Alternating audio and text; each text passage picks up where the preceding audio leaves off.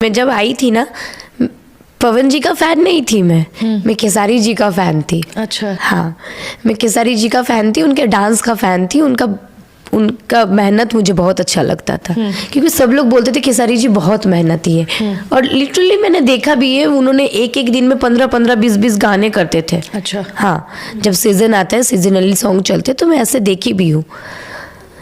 लेकिन वही खेसारी जी मुझे स्टेज में मिलते, मुझे बहुत अच्छे से याद है। भला उनको याद नहीं होगा, वो आए दिन हीरोइनों से मिलते रहते हैं, चीज़ें हैं। और त्रिशा मधु तो अभी एक छोटा सा नाम है, नाम भी नहीं है, चलो कुछ भी नहीं है, लेकिन यही त्रिशा मधु का उन्होंने बहुत तारीफ करते थे। खेसारी जी मुझे देखने के बाद ऐसे जो अरे मधु बेटा कैसे हो, वो देखने के बाद अगर ऐसे बोलेंगे हाय त्रिशा कैसे लगेगा आपको? अच्छा, कैसे लग सकता है? और मुझे आप फील करो, मुझे कैसा फील हो